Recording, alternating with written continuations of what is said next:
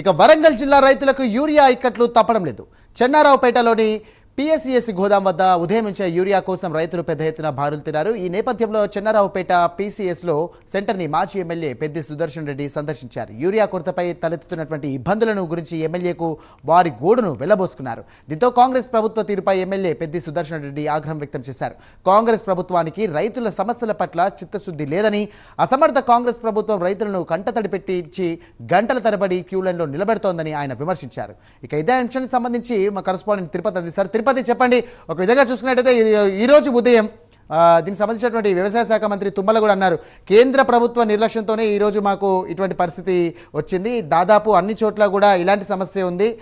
ఈ సమస్యను తీర్చడానికే ప్రభుత్వం ప్రయత్నం చేస్తుందని చెప్పేసి అంటా ఉన్నారు. ఇది ఎంతవరకు వాస్తవం? నిజంగా చెప్పాలంటే దాదాపుగా ఉదయం 3 గంటల నుంచి మహిళలతో పాటు మహిళలు కూడా ఈ యొక్క క్యూ లైన్లో నిల్చొని వారి యొక్క ఇబ్బందులు తెలియజేస్తూ ఉన్నారు. దీన్ని ఏ విధంగా చూడొచ్చు? ప్రస్తుతం ప్రభుత్వం ఏమంటుంది దీనిపైన?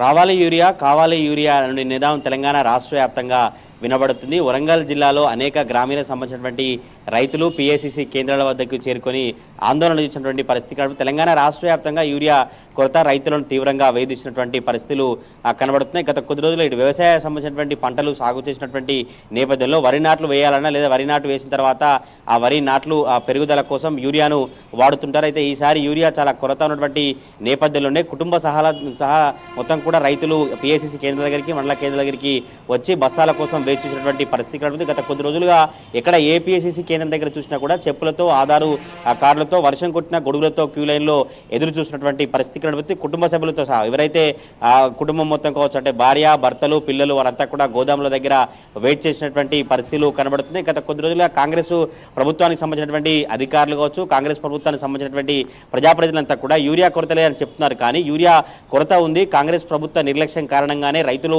ఇలా అనేక ఇబ్బందులు ఎదుర్కొంటారని కూడా బీఆర్ఎస్ పార్టీ నేతలు విమర్శించినటువంటి పరిస్థితి. తాజాగా వరంగల్ జిల్లాలో రోజొక చోటున రైతులు ఆందోళన చేసినటువంటి పరిస్థితి. నిన్న ఖానాపూర్ మండలంలో బుధరావుపేటలో మహబూబాబాద్ వరంగల్ ప్రధాన రహదారిపై ఆందోళన చేసి తప్పకుండా యూరియా బస్తాలు తీసుకురావాలి, అధికారులు ప్రజాప్రతినిధులంతా స్పందించాలి, రైతుల సమస్యలను తీర్చాలంటూ కూడా వారు డిమాండ్ చేస్తూ ఆందోళన చేసినటువంటి పరిస్థితి. ఈరోజు తాజాగా చంద్రరావుపేట పిఎస్సిసి కేంద్రం దగ్గర పెద్ద ఎత్తున ఉదయం 3 గంటల నుంచే మహిళా రైతులు మిగతా రైతులంతా కుటుంబ సభ్యులతో వచ్చి అక్కడ వెయిట్ చేసినటువంటి ఆ పరిస్థితి కనబడుతుంది. ఈ విషయం తెలిసినటువంటి మాజీ ఎమ్మెల్యే పెద్ది సుదర్శన్ రెడ్డి అక్కడికి చేరుకుని రైతులతో మాట్లాడి ఎటువంటి పరిస్థితులు ఉన్నాయి, ఎంత మేరకు యూరియా కొరత ఉంది, రైతులు ఏం చెప్తున్నారు, అధికారులు ఏం చెప్తున్నారో పూర్తిగా మాట్లాడిన తర్వాత ఆయన మీడియాతో మాట్లాడుతూ కాంగ్రెస్ ప్రభుత్వానికి రైతుల సమస్యలు పట్టించుకున్నటువంటి చిత్తశుద్ధి లేదు, రైతుల సమస్యలు పట్టించుకోవట్లేదు, స్థానిక ఎమ్మెల్యేలు కావచ్చు కాంగ్రెస్ ప్రజాప్రతినిధులు ఎవరూ స్పందించట్లేదు, ఎందుకని ఇలా నిర్లక్ష్యంగా రేవంత్ ప్రభుత్వం రైతులపై కక్ష తీర్చుకున్నటువంటి ప్రయత్నాన్ని కొనసాగిస్తుంది. ఇప్పటికైనా రేవంత్ ప్రభుత్వం ఒక దృష్టిసారించి యూరియా బస్తాలను తీసుకురావాలి, యూరియా కొరత లేకుండా చూడాలని బీఆర్ఎస్ పార్టీకి సంబంధించిన మాజీ ఎమ్మెల్యే అభిప్రాయం వ్యక్తం చేసిన పరిస్థితి కనబడుతుంది. కొన్ని ప్రాంతాలలో ఇటు యూరియా కొరత నేపథ్యంలోనే ప్రైవేటు డీలర్లు కావచ్చు, ప్రైవేటు సంబంధించిన ఫర్టిలైజర్ షాపుల ఓనర్లంతా కూడా మిగతా మందులు మిగతా పురుగులు మందులు ఎరువులు తీసుకుంటేనే యూరియా బస్తాలను ఇచ్చినట్టుగా తెలుస్తా ఉంది. ఒక 600 నుంచి 900 రూపాయలను ఇతర మందులు కొనుగోలు చేస్తేనే మాత్రం ఈ యూరియా బస్తాలు ఇస్తున్నట్టుగా వారి రైతులు అభిప్రాయాన్ని వ్యక్తం చేసినటువంటి పరిస్థితి కనబడుతుంది.